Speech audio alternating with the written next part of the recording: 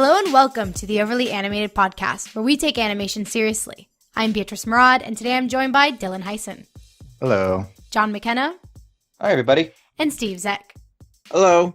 Today we will be discussing the first episode of Fruits Basket, the new 2019 adaptation that premiered this past Friday. You can find out more about this podcast at overlyanimated.com. You can subscribe to us on iTunes at overlyanimated.com. You can find us on Spotify now or on YouTube at youtube.com/overlyanimated.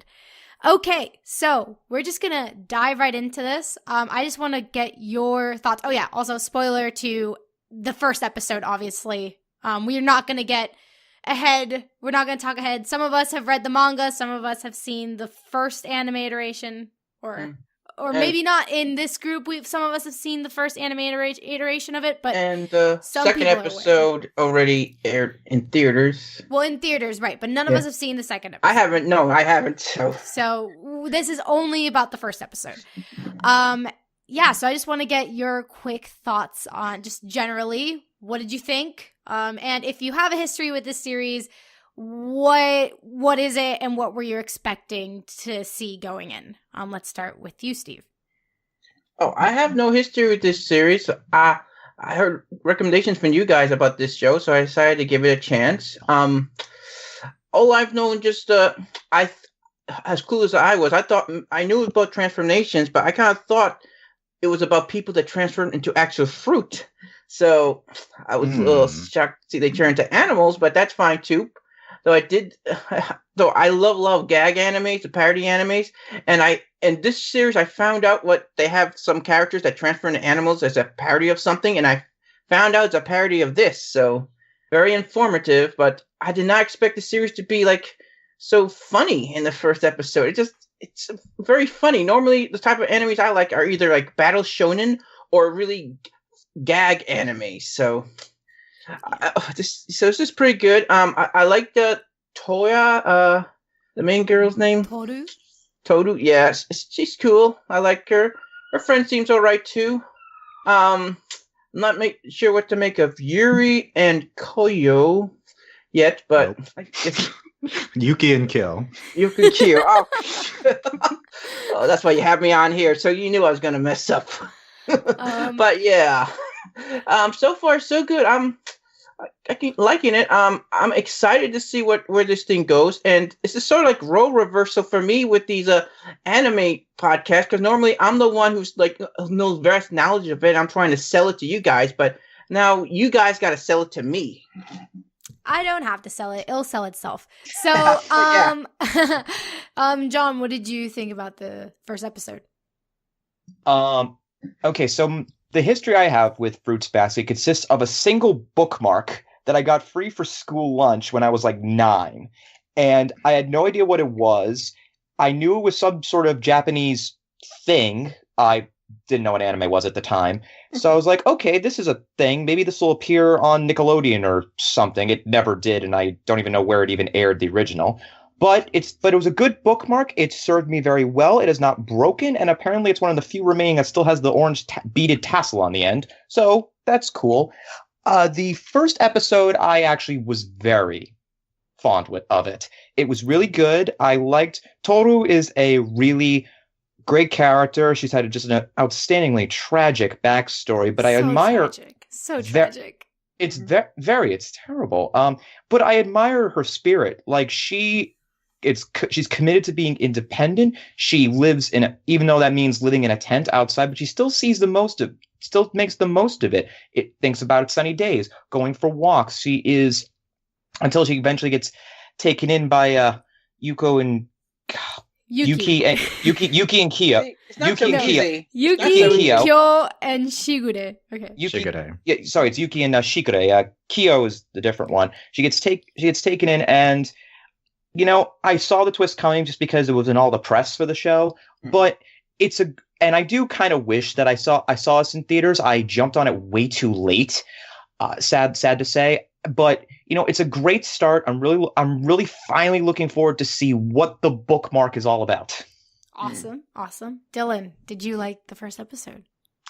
Yeah, so I did not watch the original anime when it was out, but I've had friends that watched it, generally familiar. I didn't remember the twist, so that was good, I think, watching the episode. Really? Cool. Yes. I still don't know why it's called Fruits Basket, but Yeah, I know. Doesn't matter.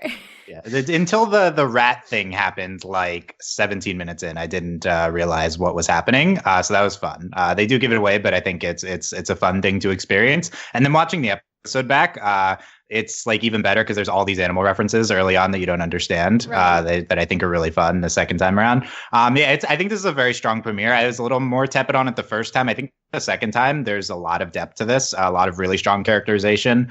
I think Honda-san is a particularly strong main character introduced in this first episode. I don't know if I've seen as strong of a anime main character intro, honestly. Like usually a lot of main characteritis in animes.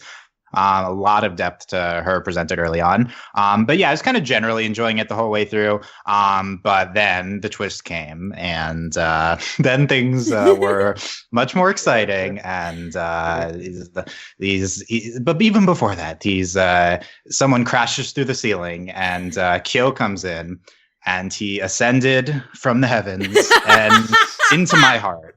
Goes Kyo here. Yes. Is it so right to ship Kiryu and Yuki? It's already we been don't really done. know if they're relatives or what. I don't know yet. But him and me, I ship, and he's instantly fell in love, and then he's also a cat, and it's like even better. Wow, it's perfect.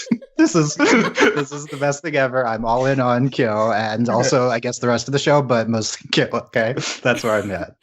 That's great. That's amazing. But yeah, I have read the manga entirely. I have the entire Tokyo Pop version of the mangas, of like the volumes, all of them. I think this was the first manga that I like read fully when I was like in high school. Maybe was I in middle school? No, I was in high school. And I just remember crying and just loving this series and watching this episode because I didn't watch the anime, the 2001 anime. I didn't watch it, but watching this episode, not only did it bring back all this rush of emotion, and just because of knowing what's going to happen, but also just how well executed it all was here. And I mean, again, I haven't reread it. I just very quickly before we started just went through the first chapter, and it's very faithful to the manga, but it's just so pretty to look at. It's just also I don't know, it was brought to life in a way that just really touched me, and I just all the feels. And Toru Honda-san, she is the most precious person. And that's my emotions. Before we get really really deep into this, April was supposed to be on this podcast, and she wanted to really quickly have let me just really quickly read her first thoughts on it on this episode. So this is all April. Quote, I was lucky enough to watch the premiere of the first 2 episodes at a local theater. Middle school April was so happy and excited to experience the series all over again. I will say that it seems they're keeping true to the original, but I don't mind it in the least. The graphics and animation looked modern, and I'm glad they didn't, quote, Crystal Moon the series in terms of visuals. This is me now. I completely agree right there. What does Crystal Moon mean? I'm assuming it's Sailor Moon because Crystal Moon is it is disgusting what they did. Anyway, Okay. So Toru, this is back to April. Toru is a precious treasure, and I find her the most relatable out of the characters presented so far. That being said, the first episode leaves a lot with the cliffhanger at the end, almost too much for someone new to the series. I'm looking forward to what they decide to do next with it, and can't wait to experience it with friends. Hopefully I'm not alone in this. And no, she is not. So yeah, I'm very curious for you guys who, some of you kind of knew what the reveal was, some of you didn't. I want to talk about this thing. I want to talk about this reveal, how it was executed. Did you see it coming? Or like some of you mentioned you did. Especially some of you just came off of the Promised Neverland like podcast, which is like a completely different show, but I know that first episode had a really big reveal in it too. And very different reveals, tonally and everything. The same. But, like, what did you think about this reveal? Is this what hooked you to the show? Were you hooked before the reveal? Did you, tell me why it worked for you or why it didn't? For me, I totally, the reveal took me by shock, but I actually was sort of close. I was trying to guess what the reveal was. I thought maybe that Yuri, and they have the ability to communicate with animals, and that's how they able to do some of the stuff behind, off screen. It seemed like he was able to control the animals, but this threw me off. I was surprised. It's a good twist though, and I like I said, I really like the dynamic here that they seem to be going here with Toru and the guys. I just hope this is not like a harem, reverse harem series. I wonder if it's going to be that way. I got nothing against it, but though I'm mostly not used to the other type of harem series, so hopefully maybe this one might be good. So I'm trying to understand what a reverse harem is. It's a girl and guys instead of a guy. I believe this is. Isn't that just a harem? But just it's not like reverse harem, because that would be like someone in love with all people who aren't in love with one them. Guy and a bunch of girls. I'm just saying the semantics, the linguistics of this. It doesn't make sense to call it reverse. It's just It's what the trope is called. It just flips it around gender wise. I'm just saying. I'm okay. Anyway, John, you were saying. The reveal for me was, again, it was in all the press, and I sort of knew what was coming anyway, so it wasn't too much. So I wasn't too surprised, because I knew, when someone of the opposite sex hugs either Kyo, Yuki, or Shure, what's his name? Shigure, they turn animals. So I knew that was coming. I sort of knew that Kyo was going to be the cat, because Kyo's the one on my bookmark, him and him in his cat form. So it didn't really surprise me all that much. I was sort of when they made them grab, it's as long as she doesn't hug us, I was like, okay, I know her. I was like, okay, it's because they turned animals, got it. I think I don't know. I guess I sort of feel like this is one of those things where it's a twist if you go in blind, but at the same time, probably maybe half the audience knows what's happening next anyway. So it's one of those things how do you make a twist? How do you present a twist that everyone knows that most people know is coming? But I think it was handled well, and I like how they left it on a cliffhanger. Maybe it's because I knew about it. I'm not as oh my god, I can't believe that just happened, like some others were. But I think it was. But you know what? I think it was enjoyable, and I'm interested more how did they revert back to the original forms? Right. There's a big twist for me. It's not that. There's a bigger twist for me. Is something they did which I was not expecting.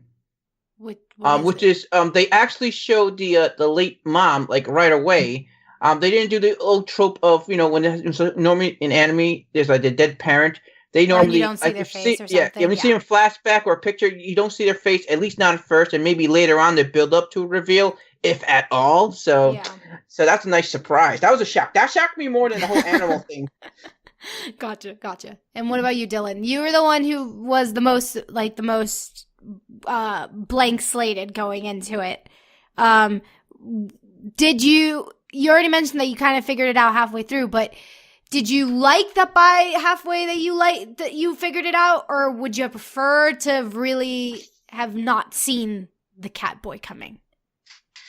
Well, I didn't see the Catboy coming. So I knew there's some association between Yuki and rats, and so right, I think that's the thing that they give more away, and maybe Shigure and dogs. But no, I don't. I think they hide the cat thing a little bit better. They do mention the cat a lot, but I didn't expect them to come crashing through.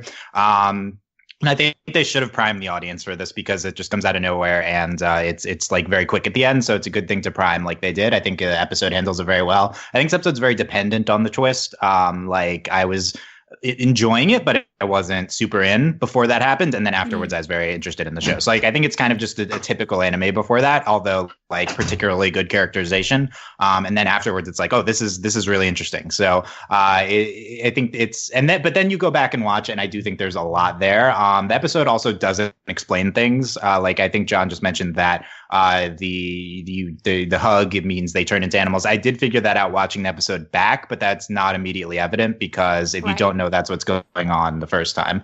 So I feel like I know the rules now after watching it back the second time. But the episode certainly doesn't stop to explain. I know the touching a girl thing. And I also think that the rat and cat rivalry is going to be a big thing here, even though that's not really apparent when we were watching the first time blind. Like it didn't he's Kill, a main character. I think he probably is, considering we talk about the tale of the cat so much, looking back on the episode. Yeah, I hope they're not related, man. I hope not. But they're all part of the Soma clan. They're all part of the Soma family. So are they I don't know if that's a literal family. Are they like, I mean, like the Uchiha clan, they're not all related. The Uchiha clan, so. Let's talk about these characters then. Let's talk about Toru. Let's like this, because Dylan, you mentioned the strong characterization. I think she is the most, she's like this episode is for her. Like she is the strong, we get such a clear sense of who this character is. And we get so much exposition on her backstory. Like there's like maybe one or two little like secrets that could be revealed later on in the story. But we get everything from her here. She's like a Disney princess or a fairy tale princess. Yeah, she's an orphan. She isn't wanted by her extended family. Mm-hmm. The one person that she does want, I mean, it is very kind of the typical kind of fairy tale type of thing. And it adds to kind of the folk tale-esque whole thing. But I was just wondering, why do you think Toru is amazing? Because we all know she's amazing. And that's a leading question. How, like on a scale of like amazing to like Beyonce, how amazing do you think she is? Also a leading question. A 10?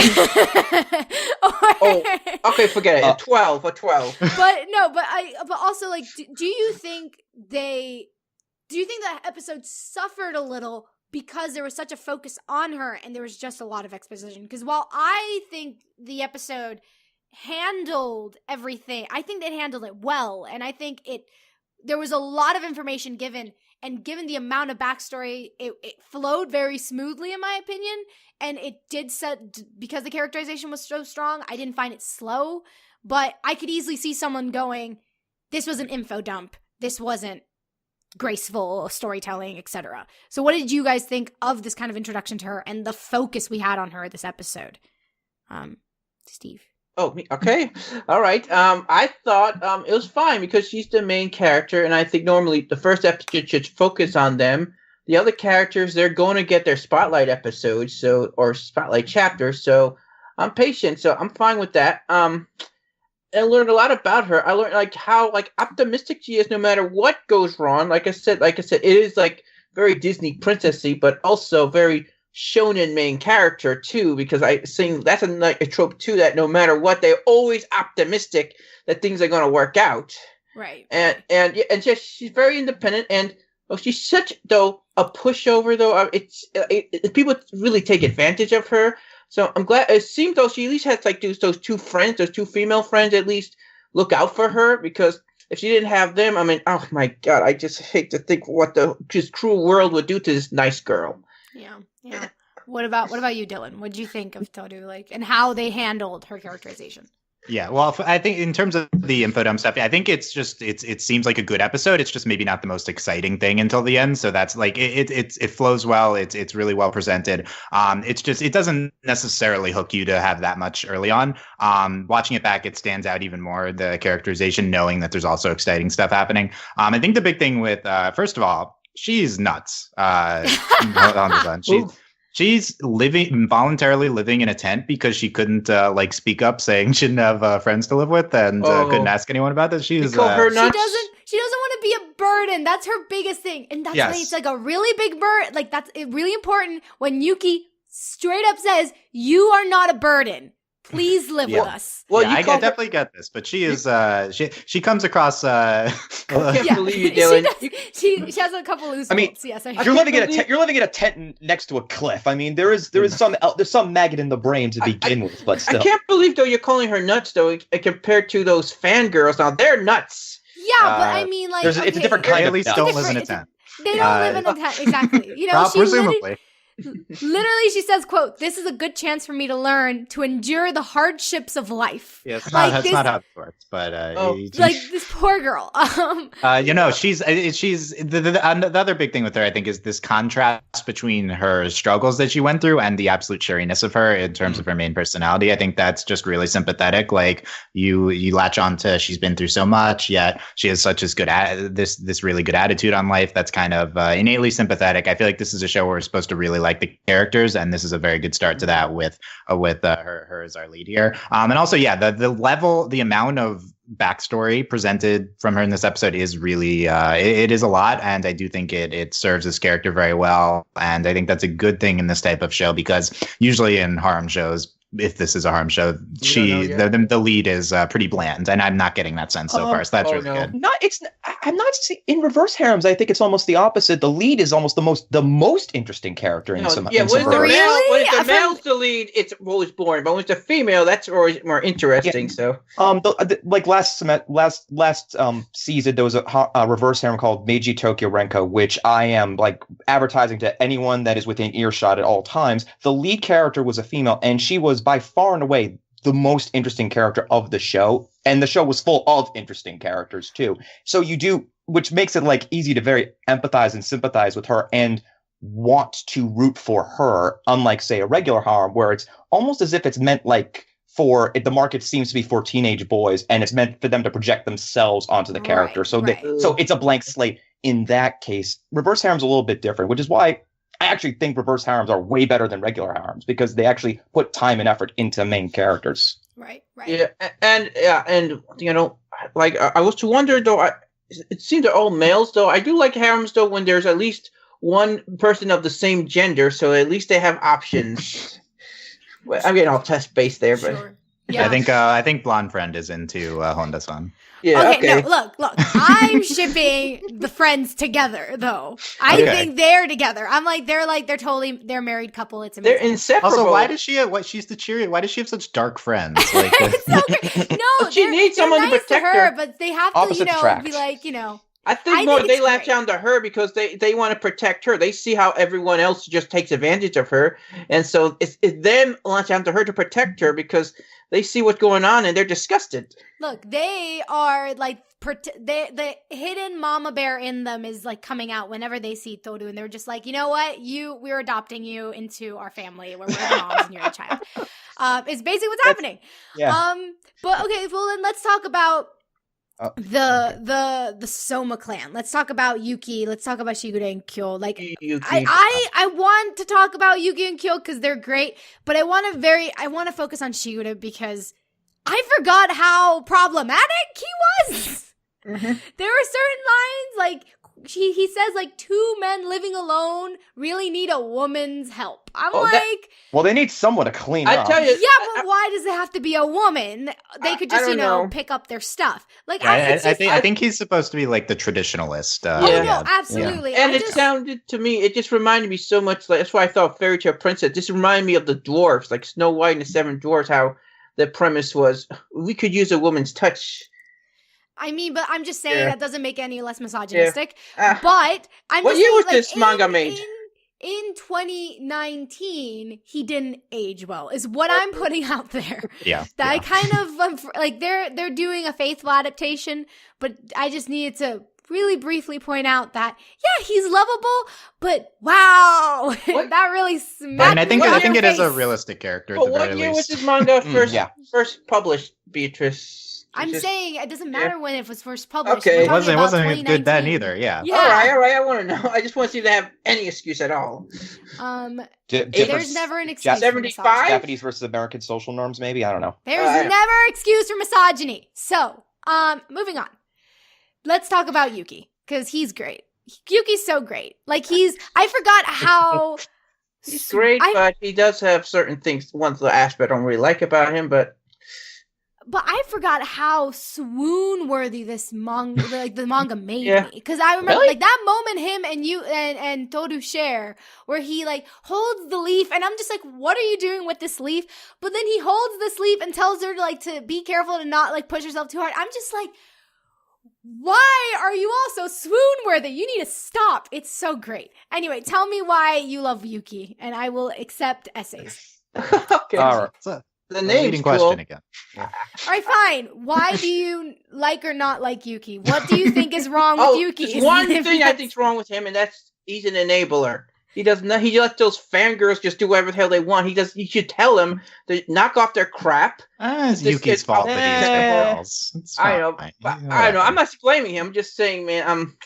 A real person would he would realize what power he has over those girls and tell them to knock off their crap. But what power exactly does he do? Do you think he has over them, though? Yeah. I mean, Yeah, they're like the fan club. He could tell him to stop being mean to. I get that, but I don't know if he's aware of it. Because it's and he like does apologize. He goes I'm sorry about them. Which means he knows about it. So maybe he's tried and it just hasn't worked. Yeah. I mean, I don't know. It's like Yuki is. I mean, he is interesting. He is a very smooth operator. He is very friendly. I'm not sure how much I really connected with him in the beginning because it was a little.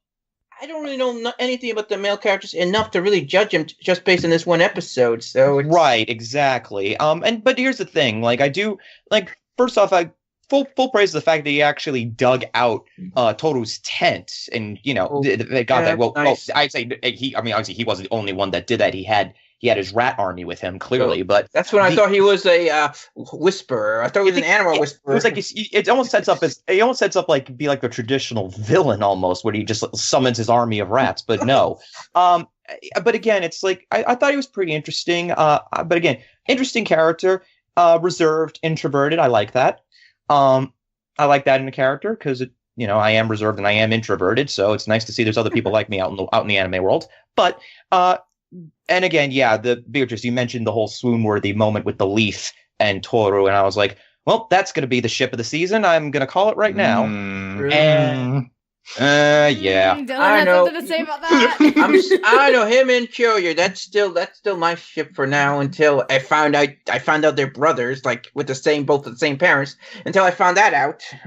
I will say, and that scene animated is so much more powerful than in the manga. In the manga, it's nice, but it has none of that in there. It's just, I don't know. It was kind of, it took me by surprise how pretty it all was. The leaf scene.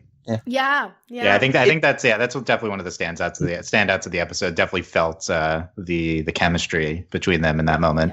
But okay. With regards to Yuki and Honda, Kyo just came in at the end. Let's give him a chance here. A chance to win Toru's heart. Right. The way I see this going, and I really don't know anything, is there's watching the episode back. It's all about the cat rat rivalry. So I think that's going to be their rivalry for her affections is one of the main things.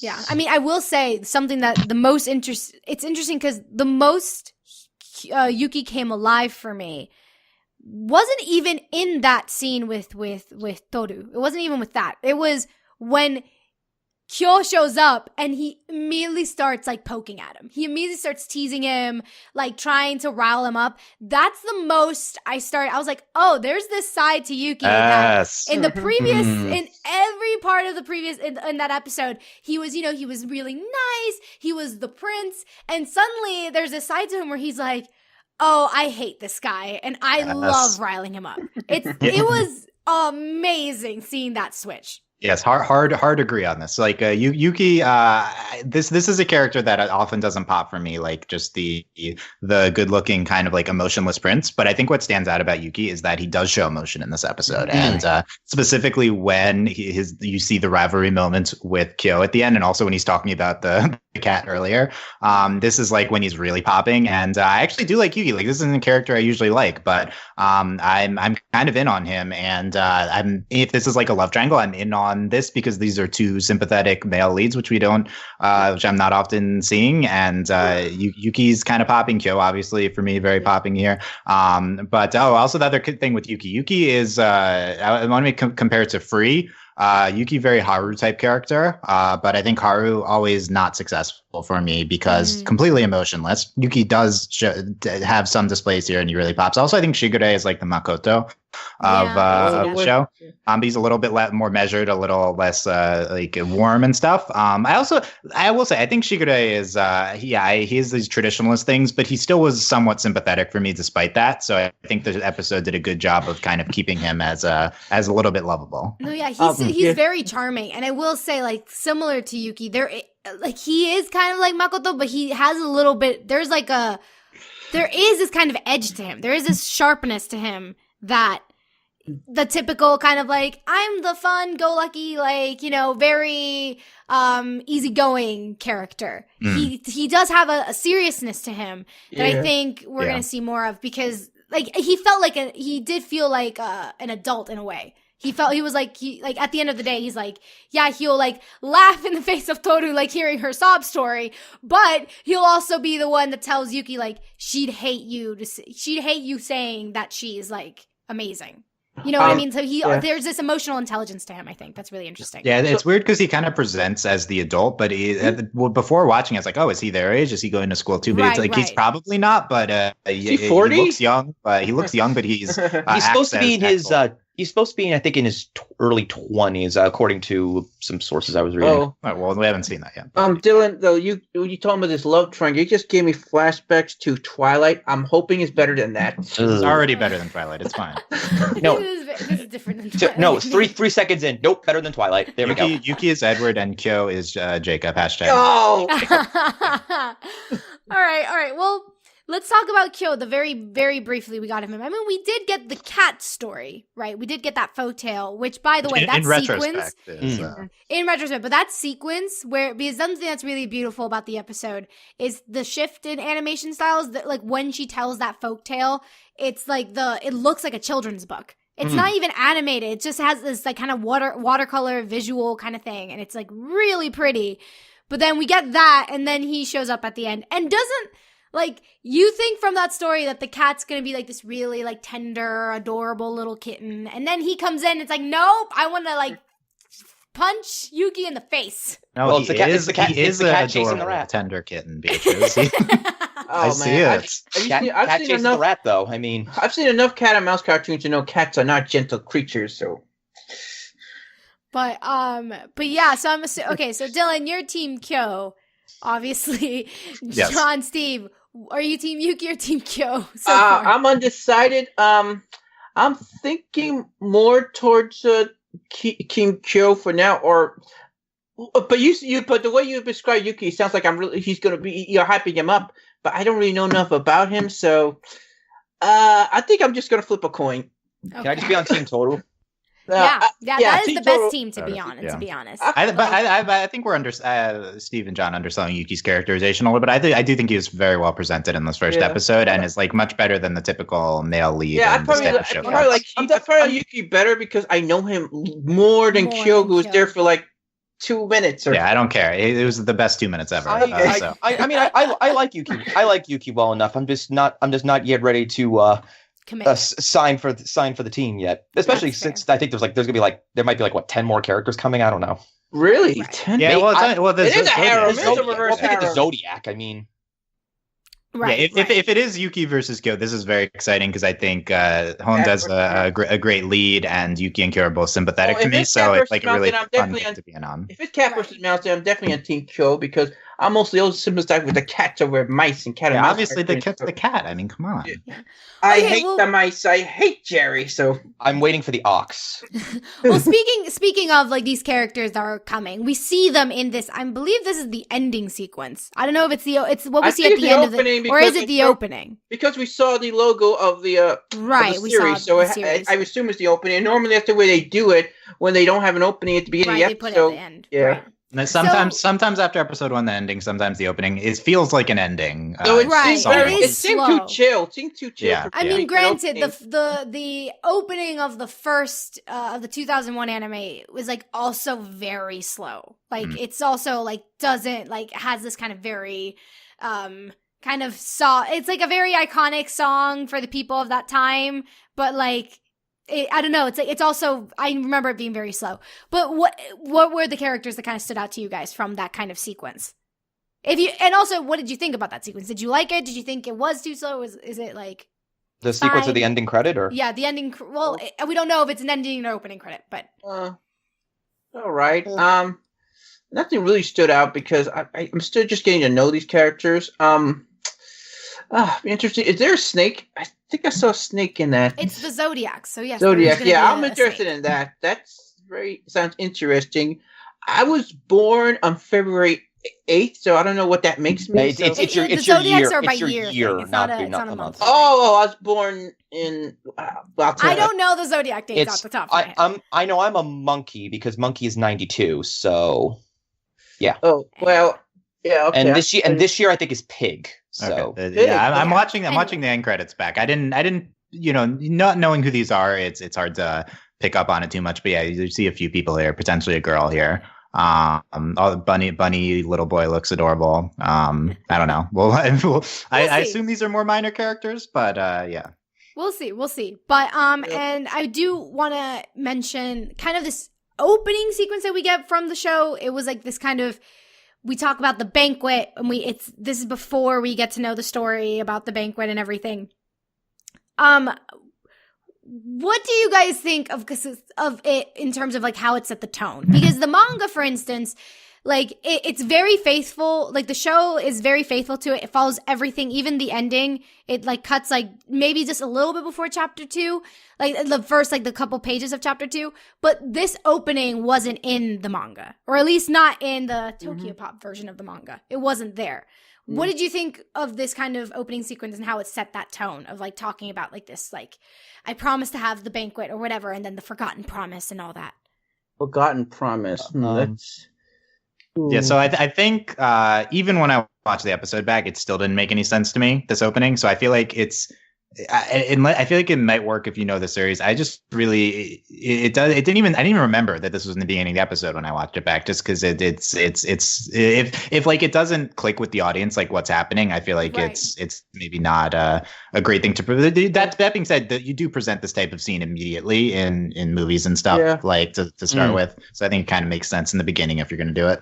Oh, gotcha. It's one of those things where I'm guessing that it's meant to be set up as a story of betrayal. So in my head I was okay with it. I was less concerned with the story and more concerned with the idea that it's about how the cat was tricked into not going to the banquet. So that's a jerk move.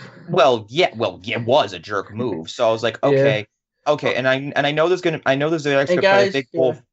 But essentially, it's like, so I'm thinking of like, okay, so it's gonna be a betrayal story. I feel like it's gonna set up. I was more thinking of like what the betrothed. I thought you said betrayed. Betrayal. Yeah, I said betrayed.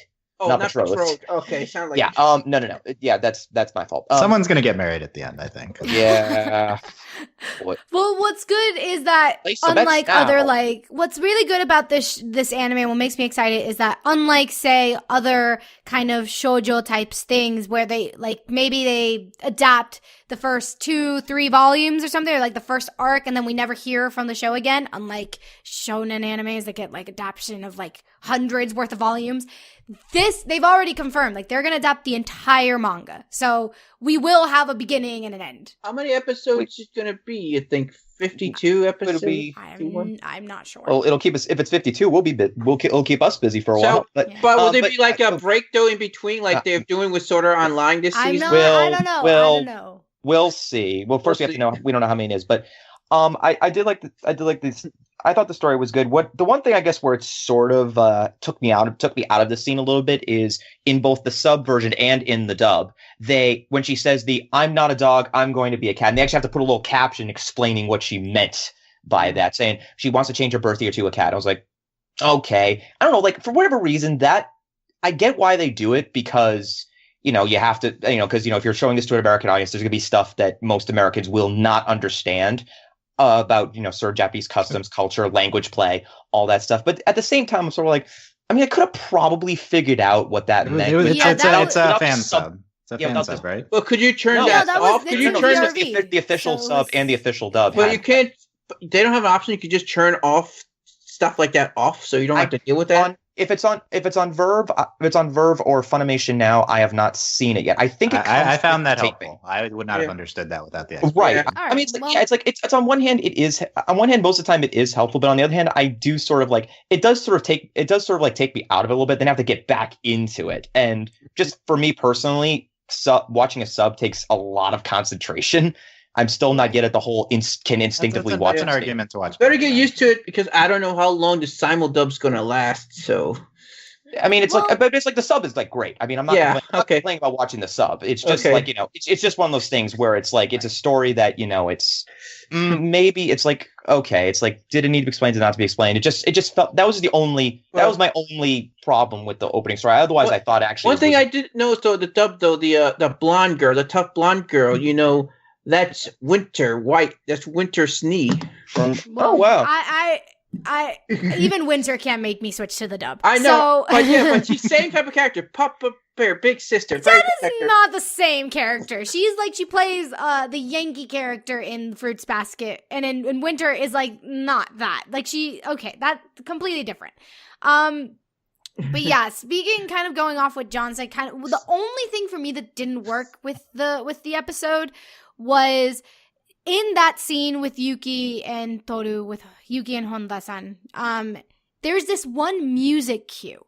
It's like, I think when he says like the really romantic thing, and then it's like the whoosh of the wind that blows through her hair, there's this very loud musical cue where it's suddenly like as if like a bell is just being rung, and I'm like, why?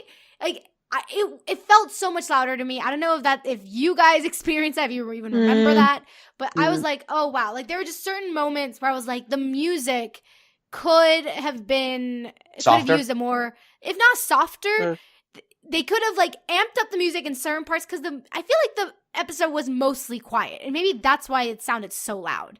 Because there wasn't really a lot of use of music in it. Yeah, I don't even remember any music things from either. It just shows you how great the story is. You just don't remember stuff like that. It shows how great the story is when you don't remember things. No, you don't remember like little like background stuff. Like you just chill into the plot. You're in that zone. Like like some stories, like if the music's good enough, you'll remember it, even if the story's good enough too.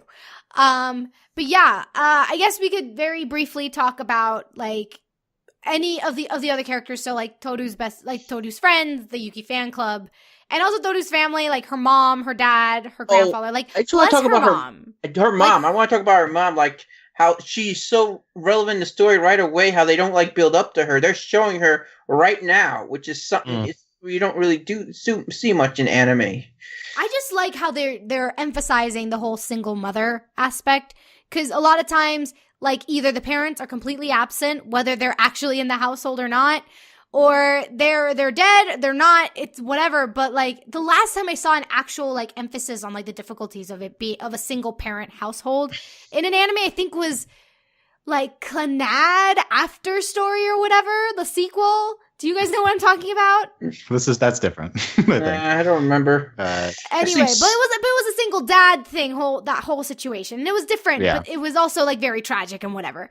But like what I mean is like there wasn't like a real emphasis on like no, like like my mom was like a super mom. She was like whatever. Like I just found that really like not only refreshing, but just I don't know. I like this. And I like better than just one thing I do like they're dead and then never talking about him again. And one thing I do like though was Toru's regret was simply, she didn't say a proper goodbye or anything. It wasn't over dramatic. Like any other show, any other series probably would have made it more dramatic. Would have made it that she said she got in a fight with her mom and she said, "I hate you," and then that's her regret. Yeah, I was dreading that. I thought that happened too. I was dreading that. Yeah. No, the mom was great, incredibly presented. I agree. It was like really refreshing to see all of that, and there's a lot of focus put on it by the show. I do think she's kind of the character that stands out beyond the main cast. And usually when it comes to something, and I think for me that's why, even though the first episode was a big expo dump, I think we've kind of all sort of on the same length there. The fact I didn't necessarily mind that because especially the story with the mom, I felt that was presented. It was very unique. It was very well done. It also felt really realistic too, because again, it's not overly built up, it's not overly dramatic, and it was a sudden death, so it wasn't like this long, drawn out sequence where it's like, okay, she's sick and then she's gonna die or anything like that. It was a sudden thing, and when you're a kid, you're not expecting that to happen. When you're anybody, you're not expecting to say goodbye to your mom, say goodbye to a loved one. And everything. It's a normal day. Everything's be all right, and they don't come home that day. And it stuck out to me, and I thought they did it really well, and that's why I didn't necessarily mind the whole big. Me too. All the information, because it was handled as well as it could have been handled. I remember when she had flashback. I was almost on verge of tears, man. It was just so sad. Really felt for her. So yeah. All right. Well. Do you guys have any closing thoughts that you want to give out? I also think black-haired friend was very funny in the episode. Oh my gosh, yeah. she's great. No, when Uo-chan, her name's Alisa, and then a long last name. When she was like, "Don't actually send them the vibes. Don't send them the negative vibes. Don't do it." It was really great. And apparently it's literal vibes too. Like she has psychic powers or something. Psychic? Way to spoil it. I mean, no, I'm just saying, I ship them hard. I'm like, they're married. But the three of them together, or no, the two friends, I ship them. I'm really gonna like the psychic girl because, like I said, I like those type of characters that have a little edge to them. So, yeah, she did say that she sensed something strange about Yuki, so maybe they'll find out. I don't know. I don't remember. Yeah, that's true. She did say that. Yeah. All right. She did say that. But yeah, if that's it, right? No more closing thoughts. Anyone wants to add anything? More Kyo, please. More Kyo, please. All right, Kyo. More everybody. Give us more animals. More everybody except those fangirls. All right, now that's someone please buy Toru an apartment already. Yeah. So she's staying with them. It's fine. Yeah, it'll be fine. She finally got a roof over her head, so it's fine. It's not a tent. It's not a tent. A tent?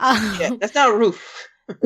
But yeah, so you can find out all the info on this podcast at overlyanimated.com. You can join us on Discord to text chat about animation at overlyanimated.com/Discord. You can support us via Patreon at patreon.com/overlyanimated. Thanks to all our current patrons, especially our patron of the podcast, Caroline, aka Princess. And thanks as always to our Patreon executive producers, John, Ryan, Steve, Alex, Beatrice, and Hugh. It's still weird to say my name.